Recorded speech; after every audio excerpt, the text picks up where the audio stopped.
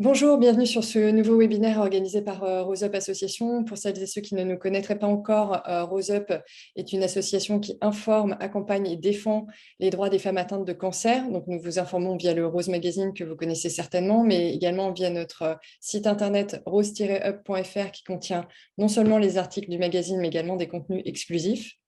Nous vous accompagnons via nos maisons roses à Paris et à Bordeaux et pour celles qui n'habitent pas ces villes, via des ateliers en ligne et des webinaires comme celui d'aujourd'hui. Et enfin, nous défendons vos droits en tant qu'association de patients.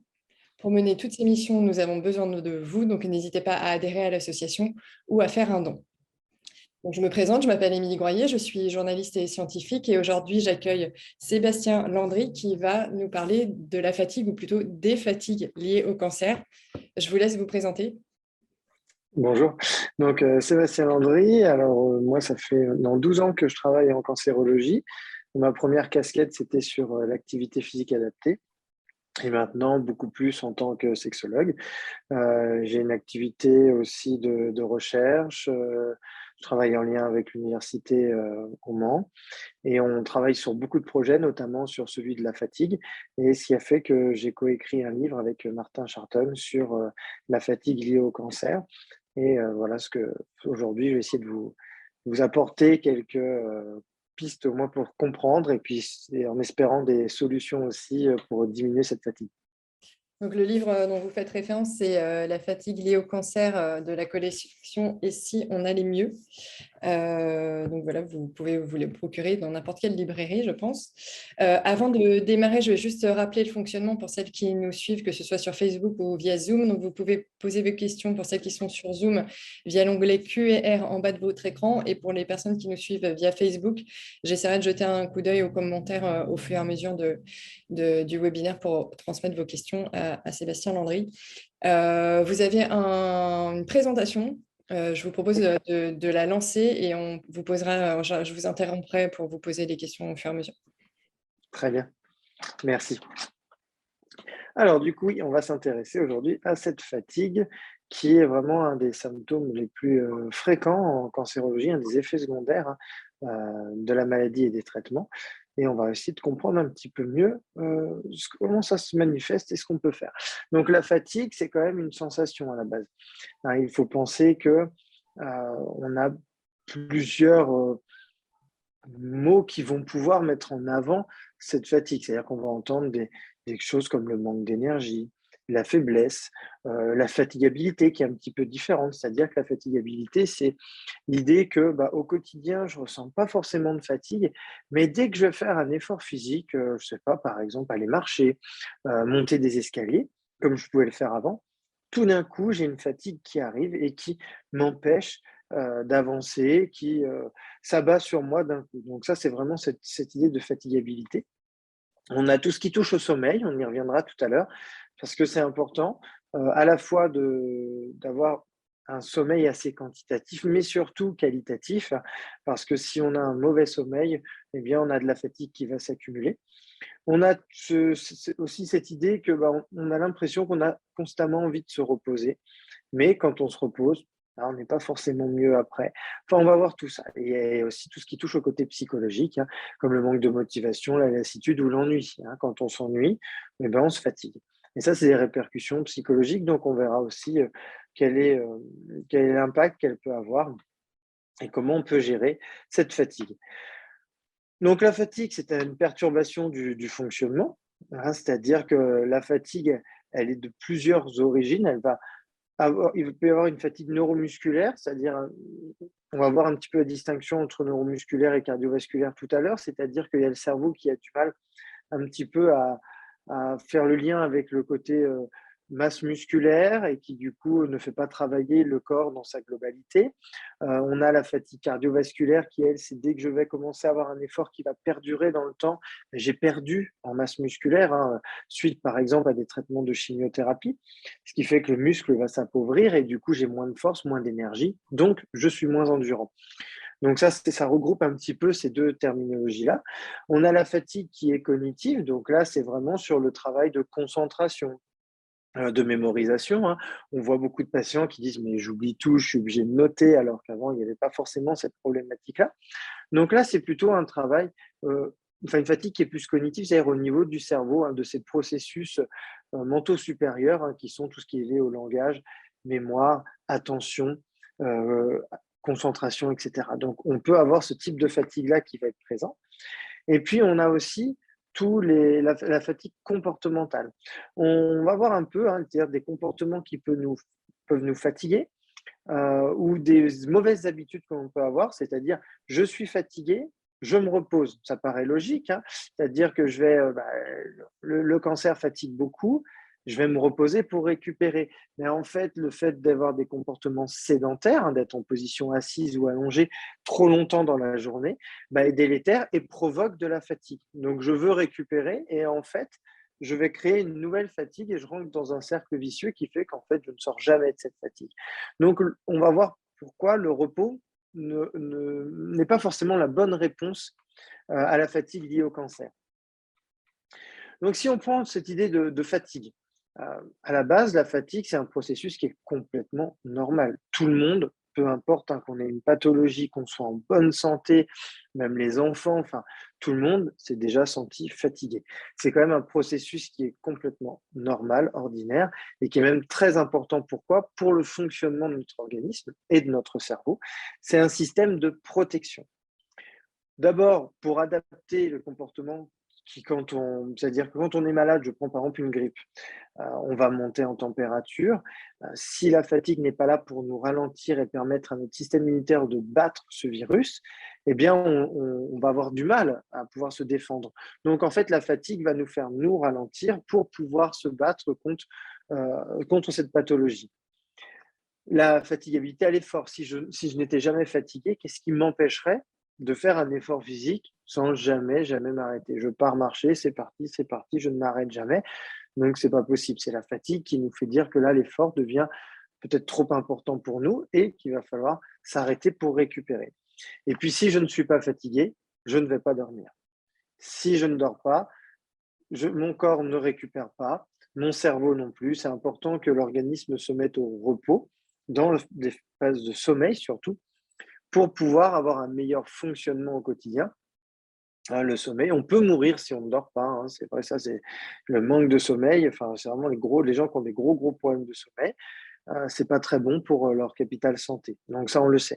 Donc voilà, vous voyez, la fatigue à la base, c'est quand même un processus complètement normal. Alors après, on peut se poser la question. Je me sens vraiment très fatigué. Vraiment là, en ce moment, c'est quelque chose qui je n'ai jamais connu ça. Est-ce que c'est normal? Eh bien, peut-être. Pourquoi? Parce qu'en fait, c'est pas l'intensité de la fatigue.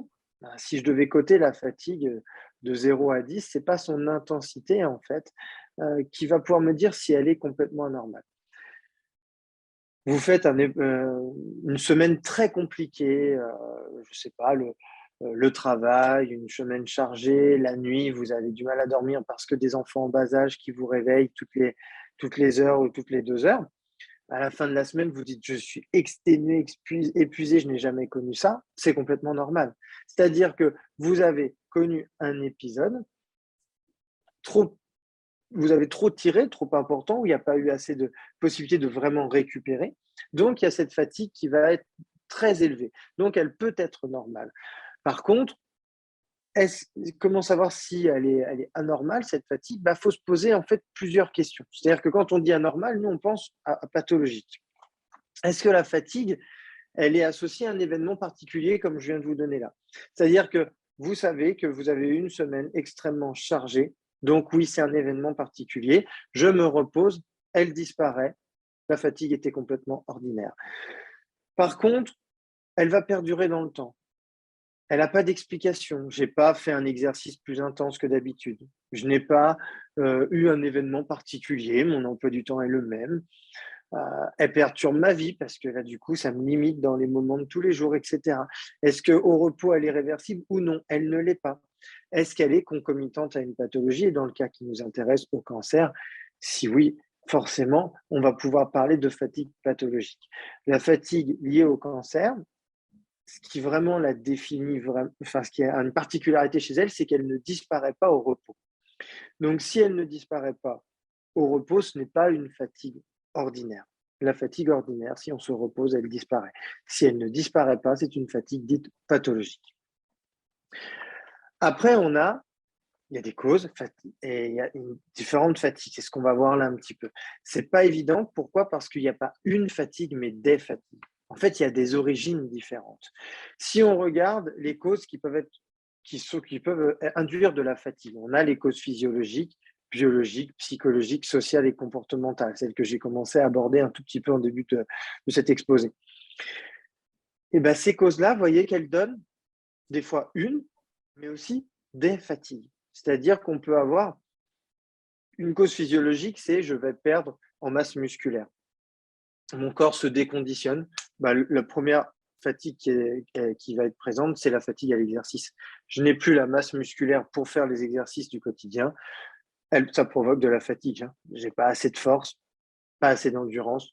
Je fatigue à l'exercice. Une cause biologique, on est anémié. Ça va donner de la fatigue à l'exercice, parce que alors là, en cas d'anémie, essayez déjà ne serait-ce que de vous déplacer, ça devient compliqué. Ça va perturber le sommeil et ça va créer une fatigue comportementale, c'est-à-dire que là, vous allez avoir une mauvaise adaptation qui fait que vous n'allez pas forcément récupérer. On a les causes psychologiques qui sont soit les fatigues cognitives, soit la fatigue émotionnelle. La fatigue cognitive, c'est mon cerveau, comme on disait tout à l'heure, qui a du mal à mémoriser, qui ne retient pas, je suis obligé de me concentrer souvent. Donc, j'ai une fatigue qui va arriver avec cet effort supplémentaire que je ne faisais pas avant. La fatigue émotionnelle, c'est vraiment la souffrance, les angoisses, les inquiétudes face à la maladie, les peurs que l'on peut avoir. Eh bien, ça, c'est fatigant aussi pour notre tête et ça crée une fatigue. Donc, vous voyez, on a quand même des causes qui sont différentes et des fatigues qui peuvent être différentes. Donc, c'est ça le plus compliqué. Et c'est pour ça qu'on a ces projets-là de travail sur la fatigue liée au cancer pour essayer. En fait, c'est pas compliqué de répondre. Enfin, c'est pas compliqué quand je dis ça, on s'entend, c'est-à-dire qu'on a des réponses à la fatigue. Mais ce qu'on ne sait pas encore forcément bien faire, c'est déterminer la cause ou les causes, c'est-à-dire les origines de la fatigue liée au cancer. Vous allez voir, je vais vous en montrer. Je vais vous faire réfléchir un petit peu sur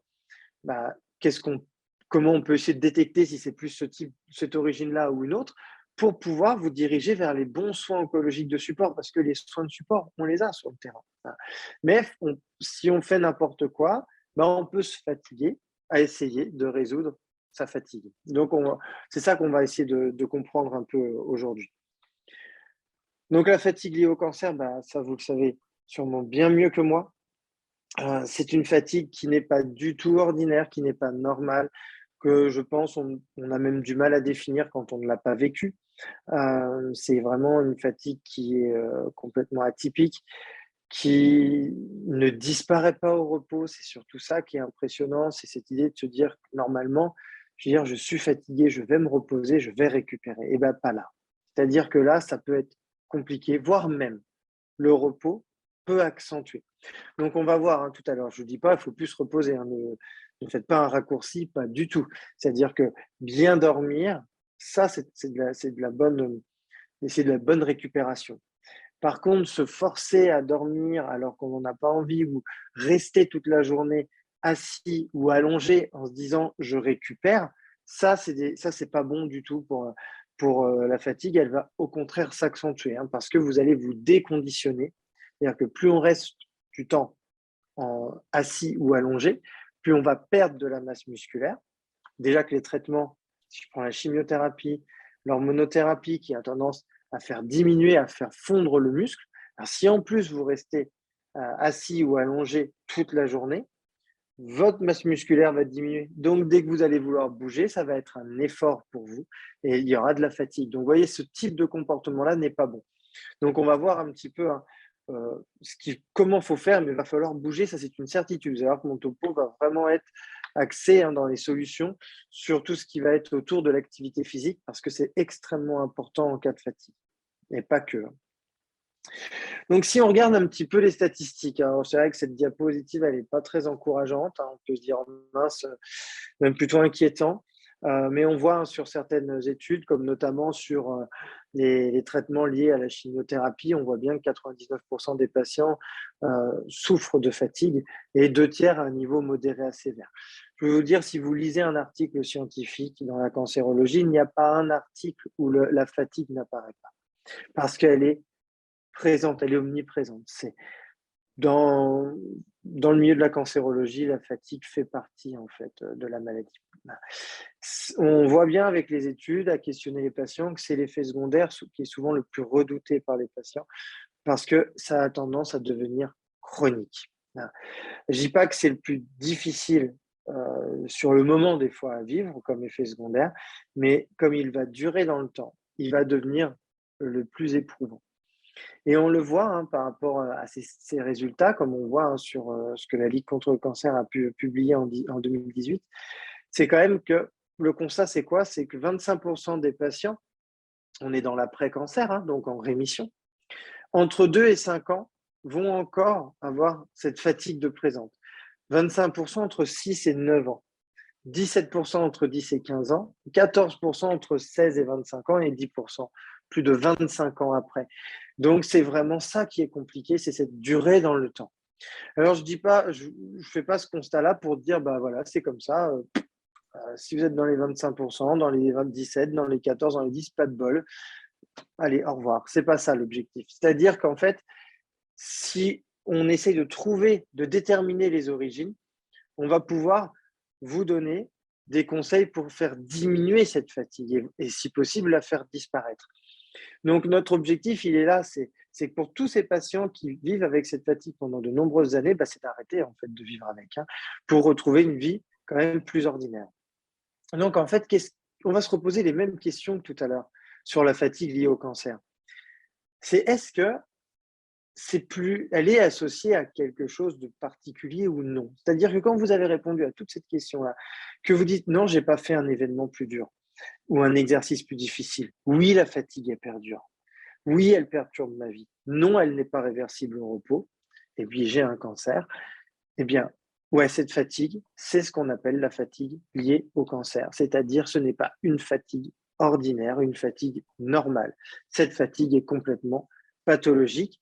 Qui dit pathologique, il faut essayer de trouver un traitement pour cette fatigue. Alors, le traitement, dans certains cas, peut paraître simple, dans d'autres, plus complexe. Pourquoi? Parce qu'en fait, la fatigue, qu'est-ce qui nous pose problème? C'est ça. C'est qu'on a différents mécanismes de cette fatigue. Alors, les mécanismes directs, j'ai envie de dire, sont ceux qui sont presque les plus faciles, surtout le biologique. Le biologique, votre oncologue, systématiquement va le vérifier. Vous avez des prises de sang très régulières, on vérifie ça. La réponse inflammatoire, le dommage musculaire, l'anémie, la fonction immunitaire. C'est-à-dire que si de ce côté-là, il y a un dérèglement, vous aurez un traitement pour répondre. Donc, les personnes qui ont une fatigue qui serait uniquement biologique, eh bien, c'est plus facile pour l'oncologue à traiter parce qu'il a des normes et il va donner des traitements pour vous faire remonter et du coup pour que la fatigue disparaisse. La fatigue physiologique, on peut l'avoir. C'est-à-dire, alors l'activation volontaire et la force musculaire, il faut faire des tests. C'est-à-dire qu'on va venir faire des expériences pour forcer. On va regarder si le cerveau active bien l'ensemble des muscles. C'est-à-dire, vous avez un muscle, si je fais très simple, c'est comme si vous aviez un moteur, le moteur d'une voiture. Et puis, quand on teste ce muscle, quand on vous demande de contracter le muscle le plus fort possible, eh bien, on se rend compte que vous n'êtes capable que de le contracter qu'à 80, 85%. Donc, vous n'utilisez pas 100% de l'efficacité de votre muscle. Donc, il va falloir travailler ça. Et ça, on a des exercices en activité physique adaptée qui permettent d'activer de façon volontaire à 100%. Vous aurez moins de fatigue si vous utilisez 100% de votre masse musculaire que si vous n'en utilisez que 60 ou 70%. C'est comme vous avez une super bagnole, si elle est bridée à 50 km/h, vous pouvez forcer, elle n'ira pas plus vite. Vous voyez, donc vous n'utilisez pas tout son potentiel. Donc ça, c'est l'activation volontaire. Mais si on ne fait pas de test, on a du mal à le prouver. Donc il va falloir faire des tests bien spécifiques. La force musculaire, vous pouvez vous en douter. Vous fatiguez, vous n'arrivez plus à porter des objets comme vous faisiez. Enfin, je veux dire, les courses, avant, vous n'avez aucun problème. Maintenant, ça devient lourd. Un pack d'eau, c'est difficile à porter. vous avez une fonte musculaire, hein, et ça se voit dans le miroir. Vous voyez bien votre masse musculaire qui s'appauvrit. Donc, c'est-à-dire ça, vous pouvez le voir. L'endurance musculaire. Avant, vous marchiez pendant 1 heure et demie. Maintenant, vous marchez 15 minutes, vous êtes essoufflé. Vous avez perdu de l'endurance. Vous voyez, on n'a pas besoin de tests non plus pour tout. Il y a des choses où il faut se questionner. D'accord? Donc, ça, vous allez le voir. Et on va pouvoir y répondre dans les solutions. Je vous en parlais tout à l'heure, hein, il n'y a pas de souci de ce côté-là. Donc, vous voyez, il y a des choses. Donc, le biologique, on le voit avec des prises de sang. Le physiologique, oui, d'accord, l'activation volontaire, si on ne fait pas de test, on va avoir du mal. Mais le reste, on peut quand même regarder et se dire, bon, ben, c'est peut-être ça, hein. Il va falloir que je me dirige vers peut-être de l'activité physique, hein, pour que mon corps reprenne. Sur les mécanismes plutôt indirects, psychologiques, anxiété, dépression, stress et cognition. Donc, pour faire le mieux, c'est d'aller voir un psychologue. Le psychologue, il va vous aider à voir la distinction entre si c'est les émotions, si c'est plutôt cognitif, hein, mais vous allez vous en douter un petit peu. Si vous dites, moi j'ai des patients qui me disent, de toute façon, maintenant, avant j'avais pas d'agenda, maintenant si je ne note pas, j'oublie tout. Il y a des troubles cognitifs, il y a une fatigue cognitive. Vous êtes obligé de vous concentrer pour suivre une conversation, pour essayer de comprendre des choses, alors qu'avant c'était facile, c'est cognitif.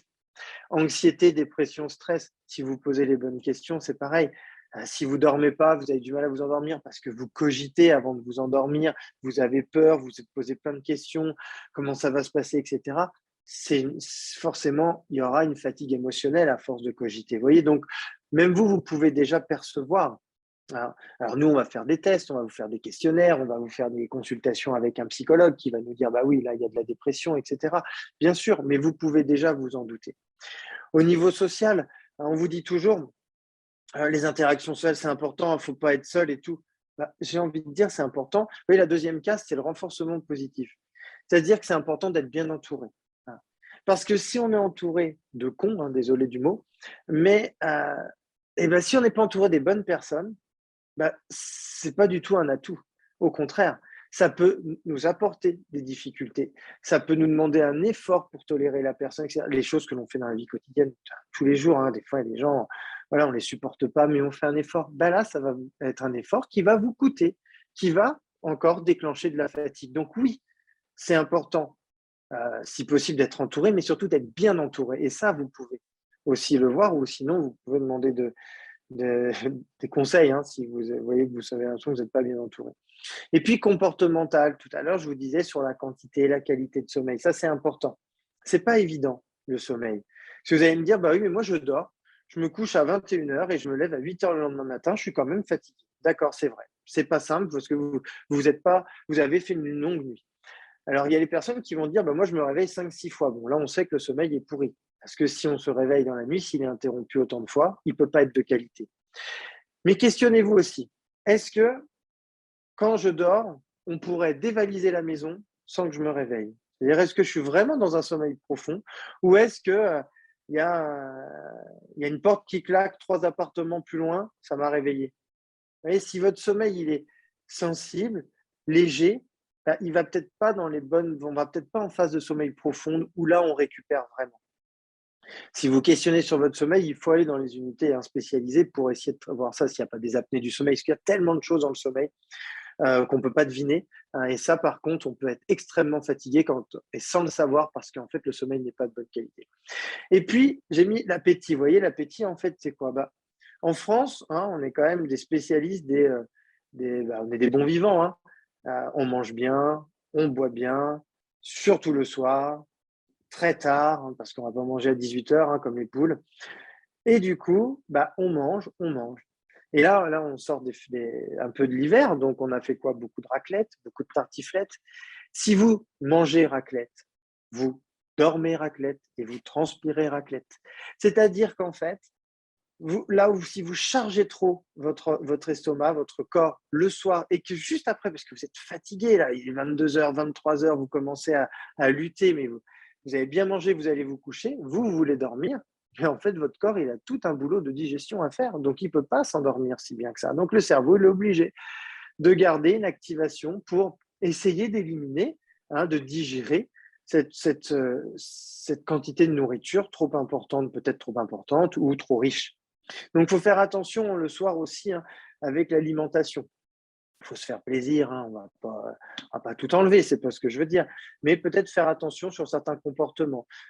Si dans la semaine, vous avez faim à 18h, 18h30 et que vous savez qu'à 20h, 20h30, vous allez vous coucher, c'est peut-être bien de ne pas lutter, de manger tôt, plutôt que de se dire, bah, je vais manger quand même à 20h, et puis en fait, une demi-heure après, vous êtes au lit, vous vous couchez avec la digestion, vous voyez, c'est pas terrible pour la récupération. Donc, vous voyez, il y a des choses, c'est ces cinq, hein, ces cinq facteurs-là, ces cinq mécanismes, en fait, peuvent déclencher beaucoup de fatigue. Donc, il faut se questionner pour savoir si on est dans l'un de ces mécanismes-là ou non, pour après essayer de tenter d'y répondre. Donc, on peut se poser aussi plein de petites questions. C'est-à-dire que, voilà, fonte musculaire. J'ai une fonte musculaire lors de la chimiothérapie. Je me fatigue vite lorsque je fais un effort. Donc, j'arrête de sortir et de faire mes activités habituelles. Je ne fais plus d'activité, bah, j'ai un petit coup de blues, je commence à déprimer, je suis à la maison, je ne peux plus rien faire. Et ce cercle vicieux m'entraîne tranquillement vers la fatigue chronique. Un autre exemple, j'ai de l'angoisse face à la maladie. J'arrête de sortir et de faire mes activités habituelles parce que j'ai peur. Hein, alors là, on sort de l'hiver, on l'a dit, puis alors là, avec les périodes qu'on a connues avec le Covid, enfin, que la Covid, c'était pas facile aussi. Donc, on nous dit, il ne faut pas sortir, il ne faut pas attraper de microbes, etc. Bah ouais, mais du coup, on a moins d'activité, on ne sait plus quoi faire, on se questionne. On reste à la maison. On se déconditionne, on ne fait plus rien. Toute la journée, on va être à la maison, entre assis, piétiner un peu, se canapé. Bah, on perd de la masse musculaire parce que je ne fais plus mes activités, je ne vais plus marcher, etc. Je me fatigue vite lorsque je fais un effort. Mon corps s'est déconditionné, il a perdu de sa masse musculaire. Et tout d'un coup, je vais lui dire, bah, tiens, allez, je vais aller marcher, ça va me faire du bien, on va aller marcher 1 heure. Mais le corps, il s'est appauvri, hein, là, on ne l'a plus sollicité, donc on se fatigue vite. Et puis après, qu'est-ce qu'il y a? On fonce vers la fatigue chronique. Dernier, hein, et après, j'arrête de vous démoraliser. On a, pardon, excusez-moi, c'est pas ce que je voulais faire. Voilà. J'ai personne pour m'aider. Hein, je suis seul, il faut tout que je fasse, je suis à la maison, etc. Parce que ça, bien sûr, hein, la maladie arrive, mais la vie, elle continue. Hein, donc, il y a tout plein de choses à faire. Épuisement émotionnel parce que je me fatigue. J'ai trop de choses à faire, je ne vais pas y arriver. Je me rajoute quelque chose, il y a les rendez-vous, tout, ça fait. C'est très compliqué, on se rajoute une charge mentale importante, donc on fatigue. Je dors très mal hein, parce que je rumine. Ah ouais, le soir, et là, les idées noires, il faut demain que j'arrive à faire ça, j'ai pas réussi aujourd'hui, etc. Ça tourne, ça tourne, ça tourne. Il y a donc un épuisement physique qui va arriver parce que le sommeil, bah, s'il est perturbé, mon corps va se fatiguer, ma tête aussi, et je vais arriver vers la fatigue chronique. Donc, vous voyez que on pourrait le faire avec beaucoup de choses, en fait. C'est tous ces cercles vicieux qu'il va falloir rompre parce qu'on peut en créer plein hein, sans le faire exprès. Du tout, hein, c'est pas, on choisit pas ça. Ça nous tombe dessus, on fait pas attention, et puis après, ben, on est perdu dedans, on sait plus comment s'en sortir. Parce qu'en fait, voilà. Donc, si je reviens sur ces idées de fatigue, ma fatigue liée au cancer, elle est où? J'ai envie de dire, elle est partout. À dire qu'elle est là. Vous allez la retrouver au milieu de tout ça, de ce côté psychologique, biologique, social. On va avoir cette fatigue liée au cancer qui est en plein milieu, qui peut être dans toutes les directions. Et c'est ça qui est difficile. Et c'est ça, en fait, l'objectif d'un des projets que l'on mène depuis plusieurs années au Mans et avec d'autres, avec donc l'Université humaine, d'autres universités et puis d'autres des centres, hein, des structures, hein, bien entendu, c'est de déterminer en fait un profil de fatigue. Et l'objectif, il est là. Est-ce qu'on peut faire juste Oui, une petite pause bien sûr. à la slide d'avant sur les origines de la fatigue, des différentes origines de la fatigue? Parce on a eu quelques questions sur justement comment reconnaître l'origine de ces fatigues. Il y a par exemple Jessica qui se demande comment on sait si on a une fonte musculaire. Vous disiez que ça se voit physiquement, mais est-ce qu'on peut le voir sur notre poids, Non, ouais, alors sur le poids, oui, bien sûr. C'est-à-dire que si vous voyez, je sais pas, vous n'avez pas l'impression que votre silhouette a beaucoup changé quand vous vous regardez et que vous maigrissez, c'est de la fonte musculaire. On perd 15 kilos pendant les traitements, on ne perd pas 15 kilos de graisse comme ça. Donc c'est le muscle qui perd très vite. Vous faites des tests, hein. Vous portiez, je vous disais tout à l'heure, vous portez un pack d'eau. Avant, il n'y avait aucun souci. Maintenant, le pack d'eau, il est lourd. On a perdu en fonds musculaire, il n'y a pas de secret. Hein. Plus j'ai du muscle, quand je porte une charge, plus elle est légère pour moi. Moins D'accord. j'ai de muscle, plus la charge devient lourde. Donc, ça me dit que j'ai perdu. Ok. Ou je monte les escaliers avant, aucun problème. Maintenant, j'ai mal aux jambes. Et ça chauffe dans les cuisses. Donc ça, la cause physiologique, finalement, on a dit qu'on pouvait le déterminer nous-mêmes par différents moyens. L'origine biologique, donc là, j'imagine qu'il faut aller voir son médecin traitant ou il y a différentes analyses qui sont faites de toute façon pendant le parcours de soins. Exactement. Ça, j'imagine qu'on a les résultats. Là, il y a aussi des questions concernant l'aspect psychologique. Il y a Framboise qui dit qu'elle n'arrive pas à récupérer depuis qu'elle a fini ses traitements. Et elle se demande si elle ne fait pas une dépression. Et alors, c'est quoi les signes d'une dépression? Les signes d'une dépression, c'est vraiment déjà alors, il peut y avoir des idées noires, il peut y avoir vraiment cette idée de rumination, toujours les mêmes idées incessantes qui reviennent dans la tête qu'on n'avait pas avant. Et on rumine, ça peut être des peurs, des angoisses. De toute façon, ce qui détermine une dépression vraiment, c'est cette idée de.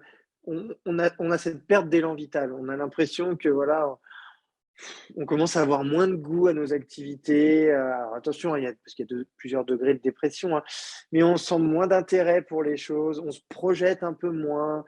Voilà, toutes ces choses-là, c'est pas très bon. Puis l'humeur dépressive un peu, hein, où je pleure facilement, où tout, hein, on me dit quelque chose, je suis à fleur de peau.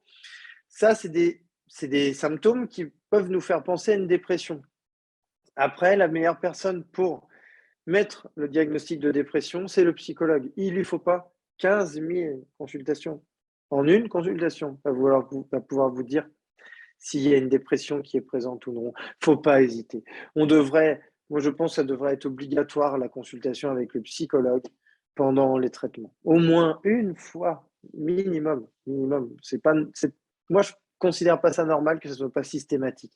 J'ai rien qu'à l'annonce de cette maladie, il devrait y avoir un psychologue de présent. Enfin, je veux dire, c'est pas normal que ce soit que l'oncologue qui annonce et hop là, bonjour, c'est parti, on y va, on attaque quelques séances de chimio. Ouais, il ne faut pas hésiter. Si on se pose la question, il faut y aller. Rapprochez-vous des associations de patients si vous avez trop à distance de vos traitements. Il y a des psychologues qui sont présents. Et il y avait une dernière question, c'est est-ce que, non, deux questions même, est-ce que le poids peut jouer sur la fatigue et l'âge, évidemment? Est-ce que ce sont des facteurs qui sont liés à la fatigue? Le poids, oui. La graisse, ça sert à rien. Enfin, ça sert à rien. Je fais un raccourci très rapide. Mais en fait, c'est-à-dire qu'on a besoin de masse grasse, mais on en a tous, hein, ça vous inquiétez pas. Par contre, l'excès n'est pas bon. Pourquoi? Parce qu'en fait, à partir du moment où on va commencer à prendre de la masse graisseuse de façon plus ou moins importante, on va fatiguer notre organisme. Vous demandez à vos muscles de porter une charge plus lourde au quotidien. Vous prenez 5, 10 kilos de graisse, votre corps doit travailler tous les jours avec un poids de 5 ou 10 kilos. Si vous avez un doute, hein, prenez, mettez des haltères, attachez des poignets, des lestes à vos poignets, à vos chevilles, mettez 2 kilos à chaque et puis vivez votre journée. Vous allez voir que très vite vous fatiguez. La graisse, c'est ça. C'est vous venez charger votre organisme. Ça fait rien la graisse, ça ne sert pas à être plus endurant, etc. Hein. C'est pas du tout ça, hein. C'est pas un carburant. Donc en fait, vous surchargez votre corps et oui, ça génère de la fatigue. Et bien entendu, avec l'âge, ça, qu'on soit en bonne santé ou malade, bien sûr qu'on fatigue plus vite avec l'âge. Parce qu'en fait, pourquoi? On se déconditionne souvent. On a une meilleure condition physique à 20-30 ans et après, ça diminue tranquillement. On vieillit. Les sportifs de haut niveau, à 30 ans, ce sont des seniors, hein, des vétérans. Hein. Enfin, ils sont déjà même à la retraite pour certains. Et on déconditionne, c'est la logique. Après, il faut entretenir, hein, si on peut entretenir tout ça pour éviter un déconditionnement physique important lié à l'âge. Très bien. Mais je vous laisse continuer votre présentation. Merci. Donc, en fait, voilà, donc je vous disais, il faut déterminer le profil. Mais avant de parler de ce profil, je vais vous montrer qu'on a des solutions. Et après, on attaquera les différents profils pour voir si on peut se situer. Les solutions, c'est quoi? Il y en a en fait beaucoup. Souvent, très peu à base de médicaments. La majorité sont avec les soins oncologiques de support. Donc, le premier, on va quand même en parler, puisque je vous l'ai dit, c'est important, vous faites une prise de sang, vous savez, c'est ça. C'est-à-dire qu'à partir du moment où on va avoir l'anémie, c'est ce qui provoque le plus de fatigue au niveau biologique. Hein. Quand on est anémié, on a moins de globules rouges. Je veux dire, il faut emmener de l'oxygène. L'oxygène, c'est vital pour les muscles, pour l'énergie, etc.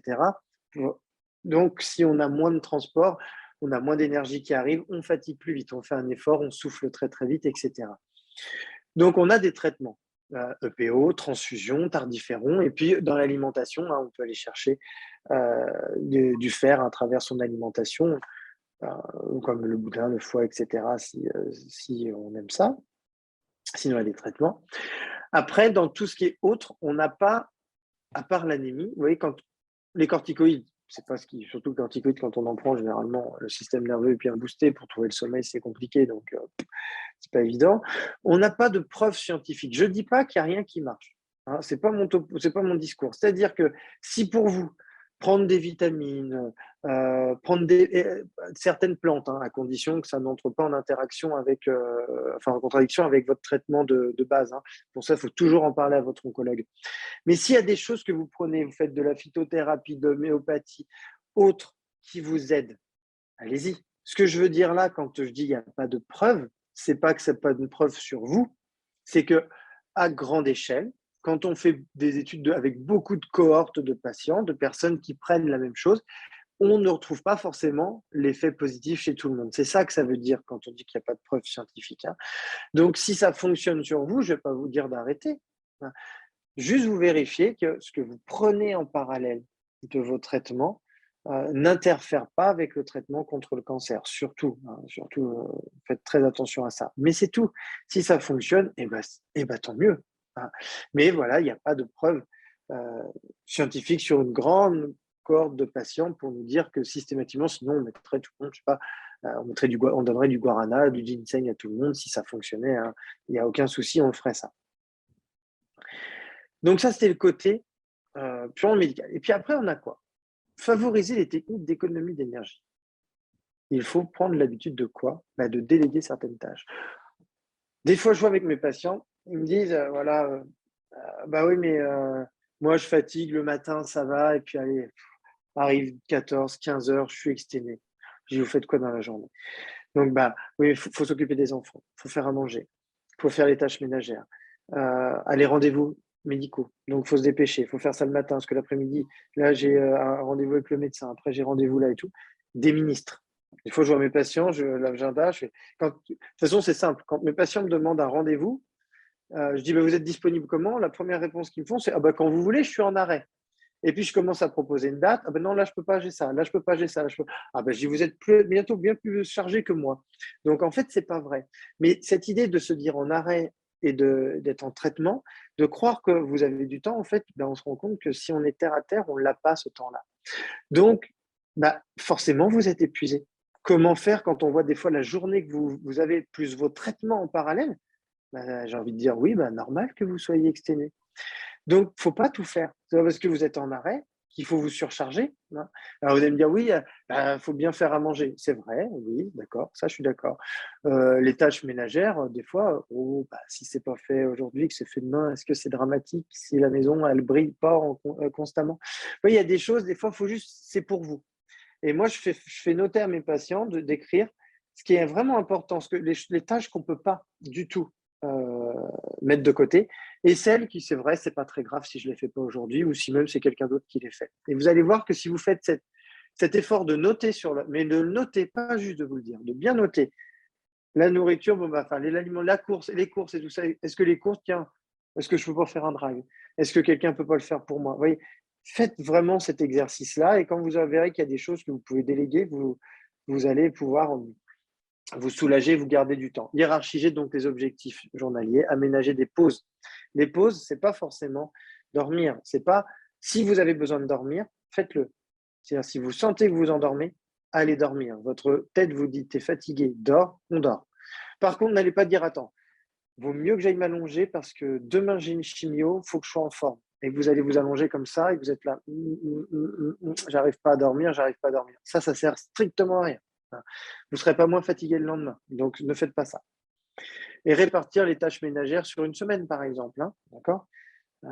La maison, c'est bien si elle est propre. Hein. Que vous soyez en pleine forme, c'est peut-être mieux. Et attention aux repas trop riches, comme je vous disais, surtout le soir. Hein. Allez, la bonne raclette, on se la fait à midi. On change juste nos habitudes. Hein. C'est sympa aussi à midi, une raclette. Et puis le soir, on mange un peu plus léger, comme ça on dort mieux. Le soutien psychologique, on en a parlé, c'est très important. Rien que pour mettre des mots sur les douleurs, hein, qu'elles soient physiques ou psychologiques. Vous pouvez balancer ce que vous voulez au psychologue. Comme ça, c'est pas chez vous. Personne ne le saura. Et vous soulagez, ça fait un bien fou. Évaluer les stresseurs, il y en a plein. Ça peut être le bruit, ça peut être les gens, ça peut être les discours négatifs, ça peut être plein de choses. Il faut les évaluer, il faut mettre de la distance. On ne fait que de dire qu'il faut être bienveillant. Bah, la bienveillance, c'est mignon, mais déjà, il faudrait être bienveillant envers soi-même. C'est mieux que d'être bienveillant avec les autres. Pensez un peu à vous. Hein. Les autres ne sont pas contents, bon, ils dégagent. Hein. C'est pas grave. Hein. On n'a pas besoin de gens qui sont polluants. Les différences entre fatigue cognitive et émotionnelle, le psychologue pourra le faire avec vous. C'est-à-dire que très vite, le psychologue pourra vous dire si c'est vraiment une fatigue qui est d'origine vraiment émotionnelle ou c'est difficile, c'est un moment douloureux, etc. Il pourra vous aider. Et si la fatigue, elle est purement cognitive, alors les spécialistes, hein, ce sont les neuropsychologues sur la fatigue cognitive, qui eux vont vous donner des exercices pour faire travailler votre cerveau. Hein, pour que ça s'entraîne un cerveau, en fait. Hein. Plus on le travaille, plus il réagit, c'est comme un muscle. Hein. Donc, du coup, il pourra vous donner des petits exercices à faire à la maison pour travailler l'attention, travailler la mémorisation, etc. Mais il faut aller les consulter. Et puis, ils vont surtout vous aider, les psychologues, à trouver des stratégies à mettre en place pour être moins fatigué. C'est-à-dire, c'est quelqu'un, c'est une personne extérieure qui va pouvoir avoir une vision un peu différente, un recul et qui va pouvoir vous dire, mais tiens, à ce moment-là, j'ai l'impression dans votre discours, vous dites souvent que la fatigue, elle arrive là. Mais vous avez vu, vous faites ça à chaque fois, c'est peut-être pas le bon moment de le faire, peut-être faudrait le décaler. Vous voyez, juste des petites choses toutes simples des fois. On ne part pas sur des thérapies de 15 ans, hein, c'est pas ce qu'on vous propose. Hein. Nous, c'est une aide concrète tout de suite pour vous aider à rebondir. Intervenir sur le sommeil. Comme je vous disais, les repos, sieste, se coucher plus tôt, se lever plus tard, ça c'est vraiment à déconseiller. On a chacun un rythme. Je me fais comprendre. Vous avez toujours été habitué, après le repas du midi, à faire une sieste. Continuez. C'est votre habitude, c'est votre rythme à vous. Vous n'avez jamais fait de sieste. Vous ne vous sentez pas plus fatigué en début d'après-midi, mais on vous a dit repose-toi. Vraiment, repose-toi. C'est important. Donc, vous allez vous coucher et vous vous forcez. Alors, des fois, on y arrive. Hein, au bout d'une demi-heure, une heure, on s'endort. Vous pouvez complètement tout déstabiliser dans votre rythme de sommeil et aller trouver le sommeil le soir, c'est compliqué.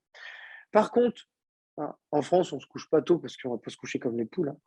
Mais des fois, à 20h, on est là, on sent le sommeil qui nous prend. Hop, et puis on résiste. Ben non, je ne vais pas me coucher si tôt, 20h, c'est trop tôt, j'attends. Donc vous résistez super bien alors que votre tête, elle vous dit, t'es naze, va dormir, va dormir. Vous résistez, puis à 22, 23h, quand c'est l'heure d'aller se coucher, hein, là c'est bon. Et là, vous êtes dans le lit, les yeux grands ouverts et vous faites, j'ai pas envie de dormir. Vous avez cassé le rythme en fait qui vous aurait convenu. Écoutez-vous. Si vous avez besoin d'aller au lit de bonne heure, allez au lit de bonne heure. D'accord ? Ça sera du sommeil, vraiment un bon sommeil qui va se mettre en place. Mais n'accentuez pas des siestes, des repos si vous n'en avez pas besoin. Et par contre, dirigez-vous vers des soins de support comme sophrologie, relaxation, hypnose. Je dis bien, il n'y a pas de miracle dans les soins de support. Si ça vous correspond, ça va vous aider. Ça ne vous correspond pas, vous changez. Nous, on force personne dans les soins. On est là pour vous aider. Si ça vous aide, parfait. Ça ne vous aide pas, on oublie. L'activité physique adaptée. Ça devrait être proposé dès le début. Vous allez voir pourquoi, parce qu'en fait, il y a plein de choses. En fait, oubliez un peu l'intensité modérée que j'ai mis là. En gros, c'est des activités. Le renforcement musculaire, vous aurez compris, on perd de la masse musculaire. Donc, il faut du muscle. Donc, on fait du renforcement musculaire pour éviter de déconditionner. Et puis après, tout ce qui est marche, vélo. Vous partez marcher.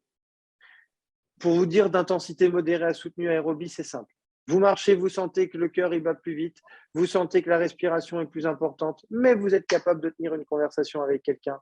Parfait, vous êtes pile dans la bonne fourchette. Continuez. Vous ne pouvez plus parler parce que là, arrêtez, vous allez trop vite, vous n'allez pas tenir longtemps. Ça ne sert à rien. D'accord ? Et puis, 45, 60 minutes si possible par séance. Et vous voyez, 3 fois par semaine, il va falloir bouger. Plus je bouge, moins je fatigue. D'accord ? C'est important. très, très, très important. Et en fait, l'idée, c'est quoi de cette étude que l'on veut mettre, enfin, qui est mise en place, hein. L'objectif, c'est quoi? C'est de pouvoir évaluer cette fatigue. Je vous montre 3 patients. On a sorti sur les 5, sorti que 3 types de fatigue pour le moment.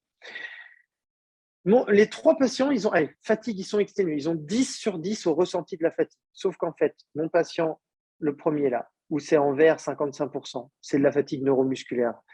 Il lui manque de la masse musculaire. Le deuxième patient, 48% de la fatigue, c'est la dépression. Il y a une grosse dépression qui est là. Et l'autre, 63% de sa fatigue est due au sommeil. En fait, ce qui est intéressant, c'est que les 3 origines sont présentes chez tout le monde, sauf pas en proportion identique. Moi, je dis toujours, les patients ont en eux toutes les ressources nécessaires pour aller mieux. Donc, c'est à nous de trouver la bonne origine pour que les patients puissent battre cette fatigue. Si là, vous faites tous les soins de support, ça va marcher. Mais si vous en faites trop, peut-être que vous allez vous fatiguer.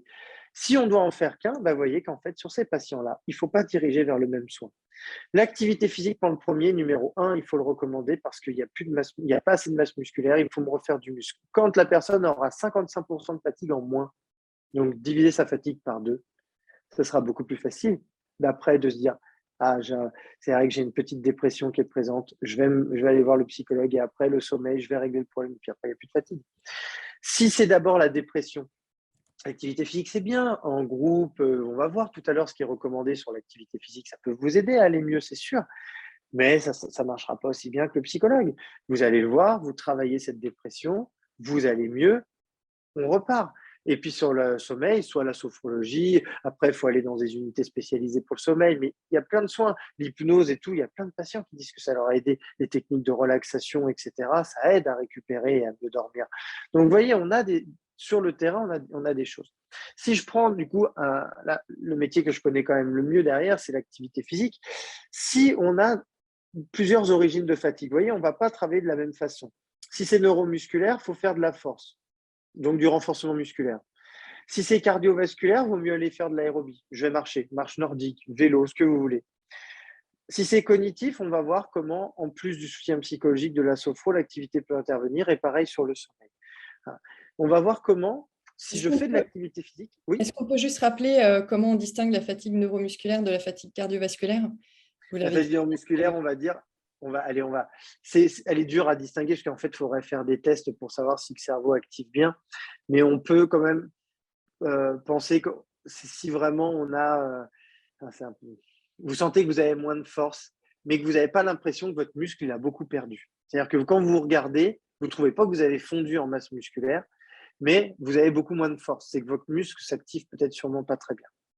Et ça, c'est hyper difficile celle-là parce que sans vraiment un test, on a du mal à dire qu'on recrute à combien. Là, on est obligé de faire des tests avec des électrostimulations pour dire, voilà, le cerveau recrute pas assez, il active pas assez les muscles.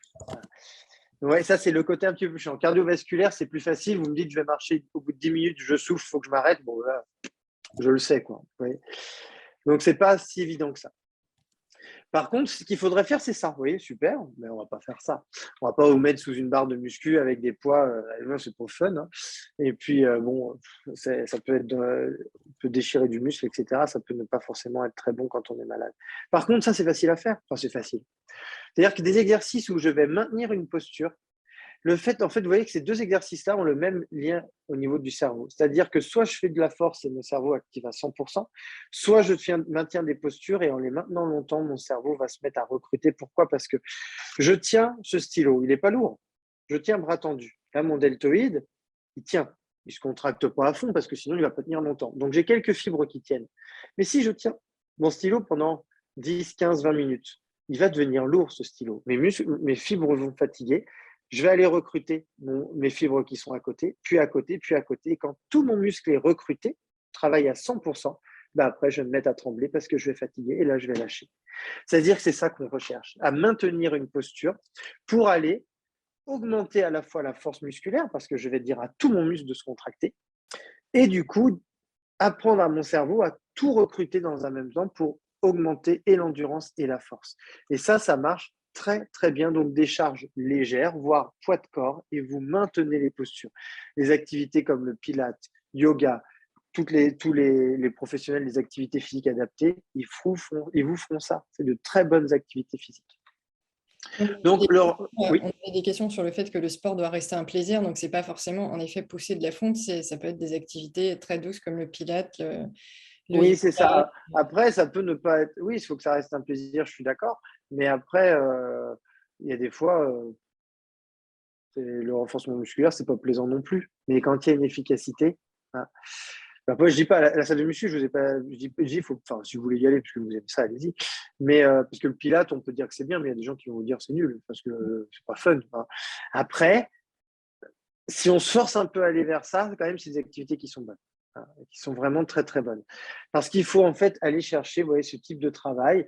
Donc, concentrique, c'est je fais des mouvements. Isométrique, c'est je ne bouge pas. Et excentrique, c'est je vais retenir, comme je vous disais tout à l'heure, je tiens mon stylo bras tendu. D'un moment, il va devenir lourd. Alors, stylo, c'est exagéré, mais je prends une bouteille d'eau.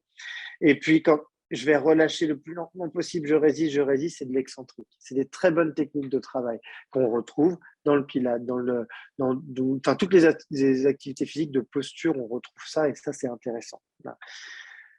Après, au niveau cardiovasculaire, eh ben, c'est des dépenses énergétiques. Vous allez me dire, oh là, c'est quoi son truc, les mètres, les machins. En fait, c'est votre métabolisme consomme des calories et il consomme même au repos.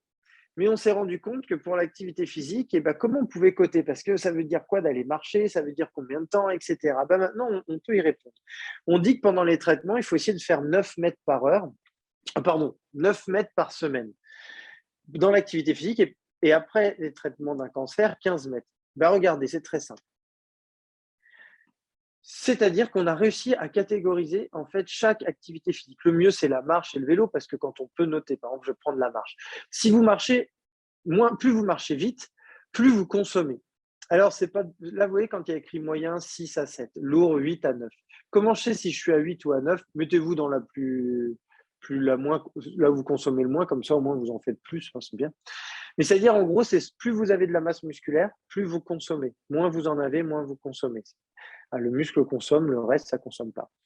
Si je marche à 6 km/h, je consomme entre 3 et 5 mètres à peu près. D'accord? Ou 6. Ça dépend. 6 km, ça veut dire que pendant 1 heure, je fais 6 km. C'est beaucoup, hein. Ça fait un sacré rythme déjà. Si je peux marcher qu'une demi-heure, ça veut dire que si je veux consommer entre 3 et 5, il faudra que je fasse 2 marches d'une demi-heure. Vous voyez, si je ne peux pas, moins je marche vite, plus je devrais en faire dans la semaine. Si je marche jusqu'à 4 km/h, je suis à peine à 3 mètres. Si je veux arriver à 9, il me faudra 3 marches d'1 heure à 4 km/h. Si je veux arriver à 15, il me faudra donc 5 marches d'1 heure à 4 km/h. Si je cours à 11 km/h, je suis à plus de 9 mètres. Et je fais pendant les traitements un seul footing, ça suffit par semaine. Hors traitement, 2 footings, je dépasse les 15 mètres. Vous allez me dire, c'est impossible de courir, il y a des gens qui y arrivent. C'est très, très difficile, mais il y en a qui y arrivent, hein, si c'était des grands coureurs avant. Mais ce que je veux vous dire, c'est que plus je mets de l'intensité, moins je peux me permettre d'en faire. Moins j'ai d'intensité, plus ça sera régulier. La marche, c'est le mieux. Le minimum, 30 minutes par jour. On peut diviser, 30 minutes, c'est trop. 3 fois 10 minutes par jour. D'accord? De la régularité surtout. De la régularité. Si on voit l'activité physique comme un traitement, un traitement, c'est vos quotidiens presque. C'est-à-dire que les traitements qu'on prend une fois par mois, ça marche pas beaucoup. Donc, c'est régulier. Donc, il faut que ça soit vraiment le plus régulier possible. Si vous vous basez sur ce tableau-là et sur le nombre de mètres que vous devez faire, vous pouvez dans la semaine essayer de vous programmer. Il y a une chimio qui est présente, c'est pas possible, on ne culpabilise pas.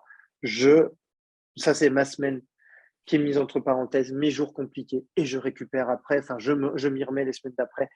C'est pas parce qu'il y a une petite interruption et ça pose problème.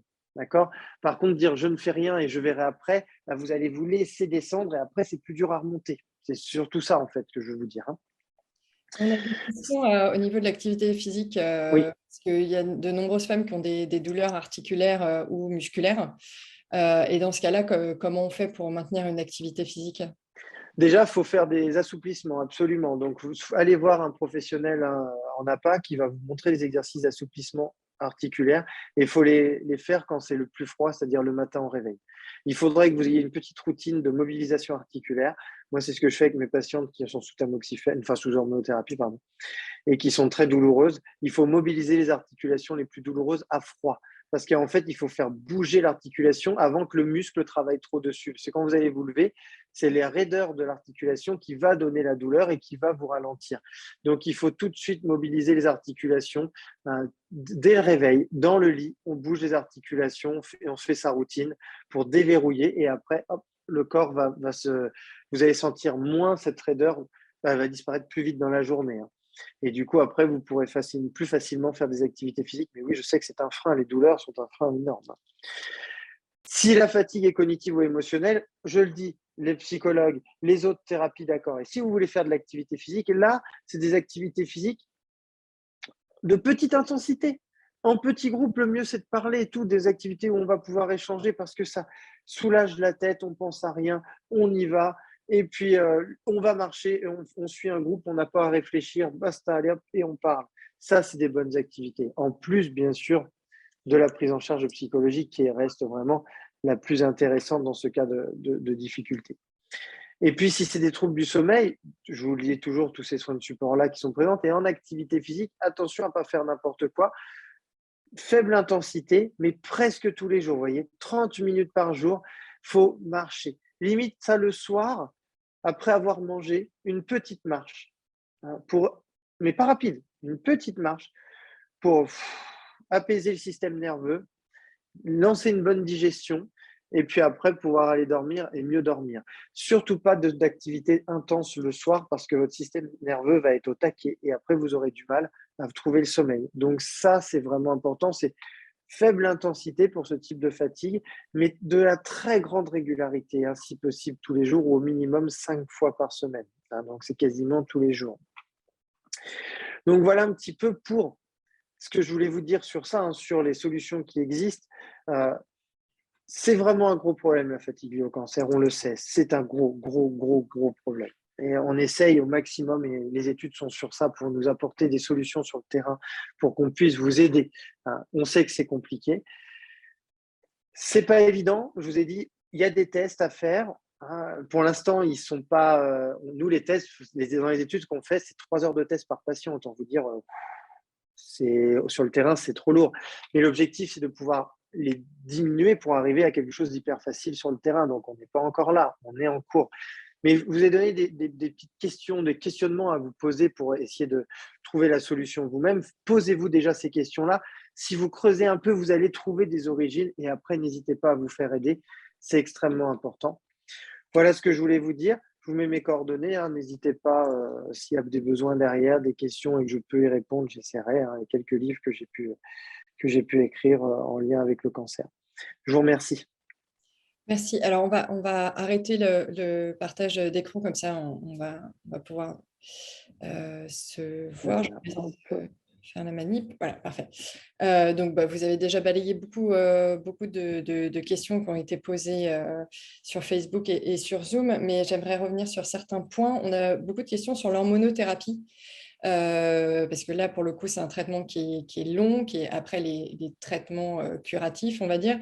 Que sait-on du lien entre hormonothérapie et fatigue? L'hormonothérapie est un traitement très fatigant parce que de toute façon, il joue sur les hormones et notre métabolisme se sert beaucoup des hormones. Les muscles, les articulations adorent les hormones sexuelles pour fonctionner. Donc, c'est un traitement qui va procurer de la fatigue. Là, je suis désolé si c'est un peu dur ce que je vous dis là, mais vraiment, si on ne bouge pas, c'est fatigue assurée. C'est là, vraiment, il faut que l'activité physique devienne une hygiène de vie hyper importante parce que sinon, vous allez avoir cette fatigue qui va s'installer. Il faut compenser, en fait. Il faut que votre corps fonctionne sans ce carburant qu'étaient les hormones sexuelles.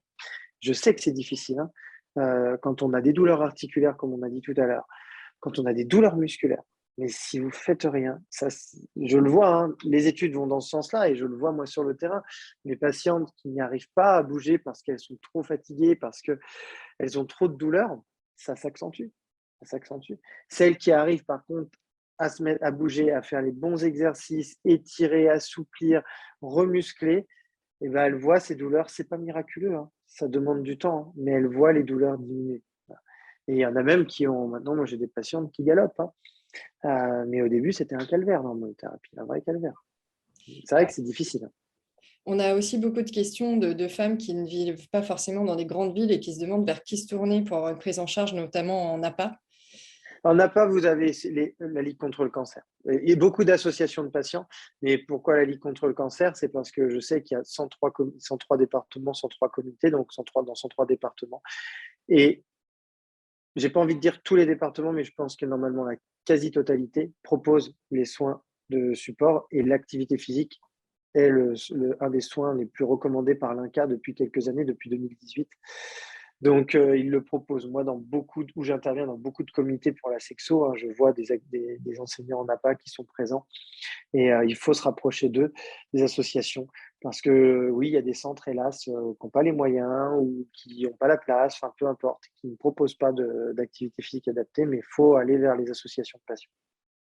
Et n'oubliez pas que les Maisons Roses à Paris et à Bordeaux proposent également des activités physiques adaptées. On a beaucoup de questions sur la durée de cette fatigue qui se prolonge, comme vous l'aviez dit au tout début de la présentation, parfois des années après la fin des traitements. On a Caroline, par exemple, qui a fini ses traitements en 2021, qui a eu un cancer du sein, qui a 45 ans, qui dort bien, qui est sportive, et malgré tout, elle a une fatigue qu'elle attribue à une fatigue cognitive. Elle a dû s'arrêter de travailler et elle se demande s'il y a une solution. Si elle pense que c'est vraiment une fatigue cognitive parce que dans le travail, elle se rend compte que c'est difficile à se concentrer, etc., vraiment consulter un neuropsychologue. Les neuropsychologues vont pouvoir évaluer par des tests, par des questionnaires, par des exercices, votre capacité de concentration, d'attention, de mémorisation, de raisonnement. Et en fait, elle va voir où est la source. Hein, c'est ce que c'est. Parce que la fatigue cognitive, on ne s'en rend pas compte, mais c'est dévastateur. Parce que si, pour ne serait-ce qu'écouter quelqu'un, on se concentre, bah, à la fin de la journée, on est exténué, hein. Et du coup, il va falloir après avoir des exercices bien spécifiques. Alors là, je ne connais pas assez, hein, parce que je ne suis pas du tout neuropsy, mais il y aura des exercices bien spécifiques à faire pour faire travailler le cerveau. Et c'est un entraînement, comme l'activité physique. Et ben, du coup, elle aura des exercices à faire et ça devrait diminuer, voire faire disparaître cette fatigue. La fatigue ne doit pas rester. Le problème, c'est qu'il faut trouver la bonne origine. Et on a toujours des cas de personnes comme là qui vont me dire, ben, moi, je fais de l'activité physique, j'ai une bonne alimentation, je dors bien. Ouais, parce que la fatigue, c'est pas cette origine-là. C'est une autre. Et tant qu'on n'aura pas déterminé la bonne, ben, la fatigue sera toujours là. C'est ça le problème, c'est qu'on n'a pas, on peut pas dire, tiens, la fatigue physique, c'est que ça comme symptôme, la fatigue cognitive, c'est que ça. Ben non, c'est ça qui est chiant, c'est qu'il faut creuser. Donc, il faut pas hésiter à voir des spécialistes. Alors, on a bien compris qu'il y avait plusieurs fatigues, il y avait plusieurs origines, et donc il fallait se tourner vers différents spécialistes. Et qu'en est-il de la prise en charge, surtout quand on n'est plus sous traitement? Ça, c'est une grande problématique. Ouais. Hélas, ça, s'il n'y a pas de prise en charge, à part les associations de patients où là, normalement, vous ne payez pas, ou de petites adhésions dans certaines associations et qui proposent des professionnels. Ouais, il faut essayer. Je sais que par exemple avec la Ligue, ils proposent aussi ils peuvent donner, hein, ils peuvent aider une personne qui ne peut pas consulter en payant ses consultations, etc. Il y a des associations qui font ça sur des cas exceptionnels s'ils n'ont pas les professionnels. Mais ouais, je sais, c'est compliqué ça, hein, parce que un neuropsychologue, vous n'en avez pas dans les centres anticancéreux. Il y a des psychologues et des psychologues cliniciens. Les neuropsys ne sont pas présents. En libéral, il va falloir le payer, hein. Donc ça, c'est sûr. Et à moins qu'il intervienne, mais bon, ça aussi, je ne sais pas trop s'il y en a dans des associations de patients, et là où il y a une prise en charge. Alors, en effet, nous, on a aussi des ateliers de remédiation. On organise aussi des webinaires sur tous ces troubles cognitifs pour savoir déjà de quoi on parle et quelles sont les origines. Alors, il y a le panier post-cancer, panier de soins post-cancer, mais ce qu'il est pour l'instant, il est assez restreint. C'est vrai que la prise en charge reste encore une grande problématique à ce niveau-là. Mais on le redit, vous parliez de la Ligue, et évidemment, nous, Rose Up, grâce à l'adhésion à notre association, vous pouvez aussi bénéficier de soins de support, donc n'hésitez pas à nous contacter. Je vais peut-être terminer sur une question assez récurrente, c'est celle du retour au travail. Parce qu'entre la fatigue physique, cognitive, il y en a beaucoup qui se demandent comment reprendre le travail. On a eu notamment des questions sur comment l'aborder pour que ça se fasse dans les meilleures conditions possibles. Vous parliez de stresseurs. Quand les stresseurs, c'est nos propres collègues, comment on fait pour gérer ces situations? On parlait aussi de respecter notre chronobiologie, mais quand on ne peut pas faire de sieste au travail, voilà, c'est C'est compliqué. hyper, ça, la reprise du travail, c'est quelque chose qui doit se préparer parce que c'est vraiment très, très compliqué. Moi, j'entends des patients, des fois, qui veulent absolument reprendre le travail à temps plein tout de suite parce qu'ils ont l'impression que, voilà, où ils abusent dans les arrêts, où ils ont l'impression que ça tournera la page complètement. Je suis pas dans cette dynamique-là pour avoir suivi beaucoup, beaucoup de patients qui me disent, ouais, j'ai repris trop fort, moi. Mais c'est que mon point de vue par rapport aux patients que je suis, c'est que je pense qu'il faut essayer de reprendre en douceur. Si on se dit que voilà, les stresseurs, les 6 problèmes, les stresseurs, c'est les collègues ou les chefs, à part changer de boulot, mais ça c'est facile à dire, ça peut être très compliqué. Si on se dit qu'on ne tient pas une journée parce qu'on voit que c'est impossible, faut peut-être reprendre à temps partiel thérapeutique en travaillant que le matin si on est mieux le matin. Si on a besoin de dormir le matin, peut-être que l'après-midi.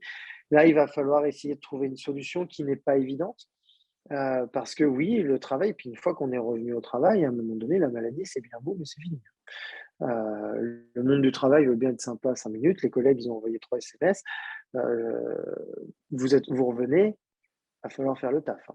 Donc, on vous fera peut-être pas beaucoup de cadeaux quand vous allez revenir. Donc, moi, des fois, je dis, vaut mieux prendre son temps et revenir en forme que de vouloir rattaquer des fois trop tôt et après aller à l'échec, repasser par un arrêt, c'est aussi compliqué. Mais c'est même là, c'est vraiment des généralités, hein. Il y a il faut faire du cas par cas, il faut se faire aider, il faut se faire accompagner sur ça. Peut-être que les psychologues peuvent vous aider vraiment à faire, voilà, voir si vous allez pouvoir tenir parce que au niveau cognitif, ça va, au niveau émotionnel, ça va ou pas, ou s'ils sentent que vous êtes à fleur de peau et que vous allez craquer, hein. N'hésitez pas à demander, hein, demandez de l'aide surtout. Faites-vous aider. Et ça se prépare en amont. C'est vrai que Caroline nous disait qu'elle avait certainement repris de travailler un peu trop tôt et que du coup, elle a dû se mettre en arrêt quasiment là, 1 an pour reprendre le Ah dessus. ouais. J'en profite pour dire aussi qu'on fait des webinaires avec une coach spécialiste du milieu professionnel qui considère toutes ces questions de la culpabilisation autour de l'arrêt, de la reprise du travail, des relations avec vos collègues. Donc, n'hésitez pas à suivre notre planning de webinaire. Il est sur notre site internet. Vous pouvez aussi vous inscrire à notre newsletter pour être informé toutes les 2 semaines de notre programme. On est arrivé, on a même dépassé l'heure qui nous est dédiée. Je sais qu'il y a beaucoup de questions. Alors, pour ceux qui se posent des questions sur la présentation, en fait, il y aura un replay du webinaire qui sera sur notre chaîne YouTube, donc vous pourrez retrouver. Pour les... Alors, je parle sous votre couvert, mais si vous acceptez de partager votre présentation, sachez que les supports des webinaires sont réservés à nos adhérentes. Voilà, c'est la petite valeur ajoutée d'adhérer à notre association. Voilà, je n'ai plus qu'à vous remercier pour le temps que vous nous Je vous accordez, en prie. pour cette présentation très claire qui a balayé de façon très large les fatigues liées au cancer. Et je vous dis à bientôt. Merci. Merci beaucoup. Au Au revoir. revoir.